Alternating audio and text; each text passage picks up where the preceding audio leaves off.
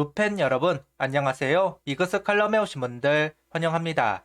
이번 영상은 파워를 담당할 내야수, 내선수를 함께 보려고 합니다. 한화가 김민호 코치를 영입한 이후 장타력 향상을 위해서입니다. 23시즌에 비해 24시즌 500개의 홈런이 증가가 되었다고 합니다. 물론 한화도 홈런의 개수는 증가했지만 타 팀에 비해서는 작은 상승량이었다. 주로 작전 수행 능력이 떨어지는 타선이기 때문에 무엇보다 장타력의 증가가 필수적인 한화 타선입니다. 파워를 담당할 4명의 내야수 최은성, 안치홍, 노시환, 권강민 선수입니다. 영상 시작하겠습니다. 한화 타선이 가지고 있는 문제점 지적하라고 하면 하루 종일 할 수도 있을 겁니다. 그중 하나를 이야기하자면 분위기를 타는 타선이라는 점입니다.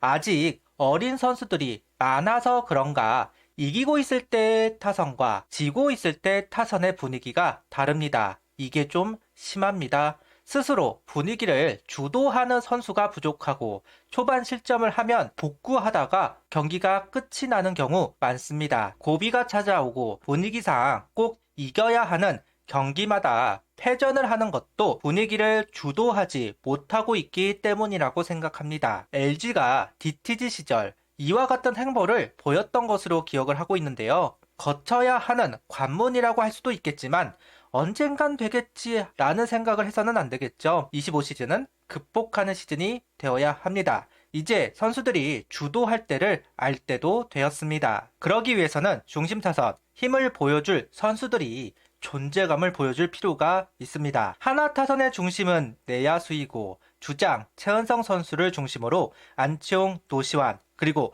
권강민 선수까지 네 선수가 파워를 보여주면서 경기 분위기를 주도할 필요가 있습니다. 24시즌 4월, 5월 힘들었던 이유 중 하나가 바로 주포인 최은성, 안치홍, 노시환 세 선수가 로봇 심판에 적응을 하지 못하면서 부진했다는 것도 하나의 문제점으로 이야기를 해야만 합니다. 빠른 발을 갖춘 라인업도 아니고 작전 수행 능력이 뛰어난 라인업도 아닙니다. 짜내기 능력이 부족한 타선, 오로지 컨택과 홈런 두 가지를 보여주는 타선입니다. 그런데 주포가 부진했다는 건 치명적일 수밖에 없습니다. 올 시즌 심우준 선수, 플로리얼 선수를 영입하면서 도루의 개수는 늘어날 것으로 보이지만 작전 수행 능력이 늘어날 것이다 볼 수는 없습니다. 여전히 한화는 컨택과 홈런으로 경기를 풀어가야만 하는 팀입니다. 한화의 가장 큰 장점은 득타율입니다. 24시즌 10개 팀 중 2위를 달성.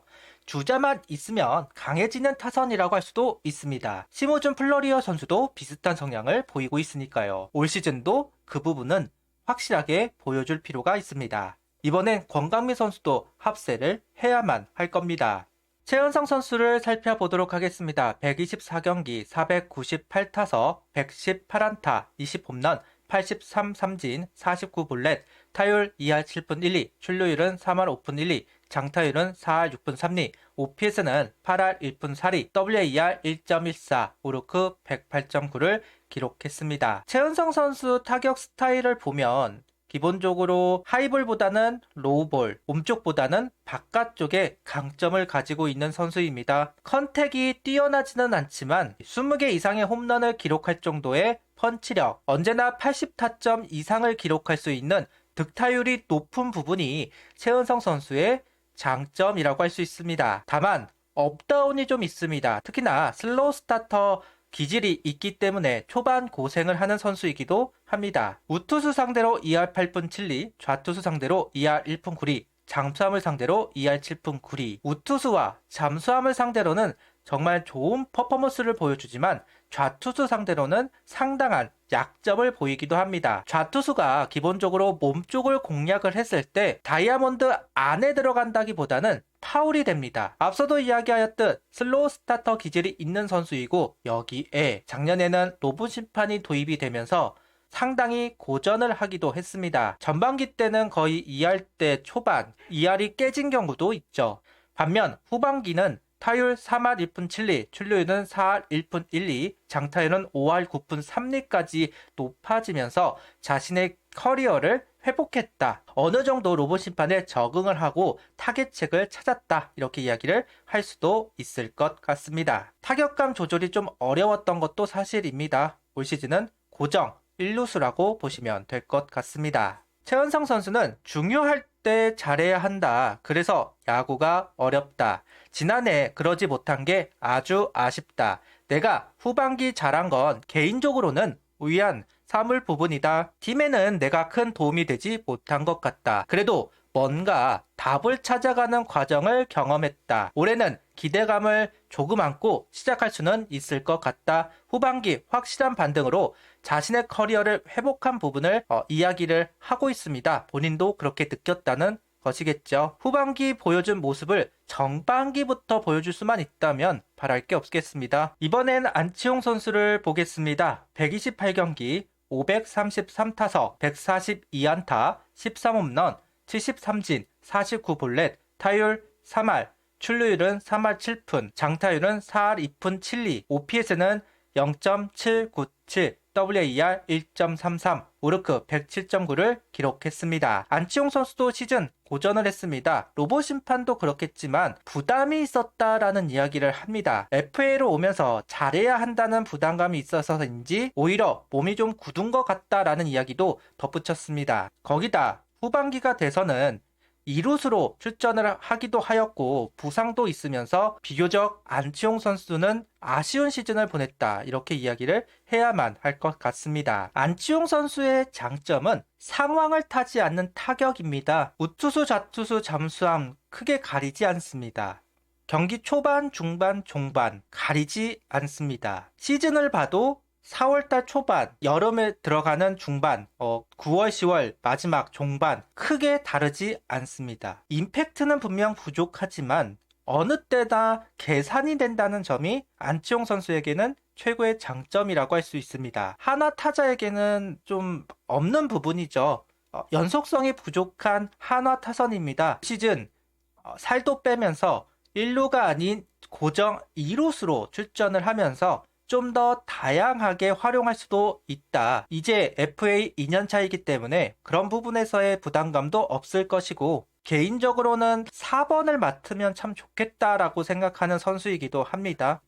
이어서 노시안 선수를 살펴보겠습니다. 136경기 601타석 143안타 24홈런 129삼진 60볼넷 타율 2할 7푼 1리 출루율 3할 5푼 6리 장타율은 4할 5푼 4리 OPS는 0.810 WAR 2.41 우르크는 106.5를 기록했습니다. 전반기 로봇 심판에 적응을 하지 못하면서 타율은 떨어졌지만 홈런의 페이스는 나쁘지 않았습니다. 전반기 때 18개의 홈런을 기록했으니까요. 딱 로봇 심판 적응이 늦었다. 이렇게 평가를 할 수 있는 전반기였고 후반기는 부상이 너무 아쉽습니다. 올스타전에서 홈런 레이스를 하다가 어깨에 부상이 있었고 다리 쪽도 쩔뚝이는 모습이 있으면서 제대로 경기를 소화하지 못했습니다. 그러면서 장타력이 급감합니다. 반대로 출루율은 좀 더 높아졌는데요. 그만큼 로봇 심판에는 적응이 끝났다. 이렇게 해석을 할 수는 있을 것 같습니다. 우투수 잠수함에게는 좋은 모습을, 좌투수에게는 약한 모습을 보여줍니다. 최은성 선수와 똑같습니다. 좌투수가 몸쪽을 건드릴 때 파울이 되는 경우가 많다 보니까 결과를 내지 못하고 물러나는 경우가 있었기 때문에 좌투를 상대로는 약점을 보였습니다. 2년 전 커리어 하이를 기록한 노시안 선수는 지난해도 못했다고 생각하지는 않는다. 야구가 한 해 잘하고 한 해 못할 수 있는 것이라고 되새기고 새로운 마음으로 다시 준비했다. 시즌 목표는 따로 정하지 않았다. 일단 아프지 않은 게 가장 중요한 것 같다. 내가 잘해야 우리 팀이 높은 곳에 갈 수 있다고 생각한다. 지난해에도 그 부분이 아쉬웠다. 5강 싸움에서 내가 많은 역할을 하지 못했다. 올해는 꼭 5강에 들었으면 좋겠다. 이번에야말로 40홈런을 기록할 필요가 있다고 개인적으로는 생각하고 있습니다. 본인도 40홈런을 목표로 둔 것으로 보입니다. 이제 따라온 3루 후배들이 있습니다. 김도영, 김영웅, 노시안 선수가 40홈런을 넘기면서 다시 한 발 앞서 나가면 좋겠습니다. 마지막으로 권강민 선수입니다. 19경기 51타석 13안타 4홈런 17삼진 3볼넷 타율 2할 7푼 1리, 출루율은 3할 1푼 4리, 장타율은 5할 8푼 3리, OPS 0.897, WAR 0.49, 우르크 119.1을 기록했습니다. 솔직히 변별력이 있는 성적이라고 보진 않습니다. 워낙 타석이 적으니까요. 권강민 선수는 바깥쪽 로우 코스에 약점이 뚜렷합니다. 앞선 새 우타자들은 비교적 바깥쪽이 강하고 몸쪽이 약하다면 권강민 선수는 반대입니다. 권강민 선수가 처음 올라올 때는 로봇 심판 때문에 하이존을 공략했던 투수들이 많았고 그 공을 공략해서 결과를 만들어냈지만 조금씩 시간이 지나면서 바깥쪽 로우 코스에 투구가 집중되었습니다. 결국 권강민 선수에게 달린 거는 바깥쪽 로우 코스를 어떻게 대처를 하느냐, 골라내고 파울을 만들고 어떻게 타석에서 버티느냐. 그래서 내가 좋아하는 공, 실투가 들어오기를 기다렸다가 공략해야 합니다.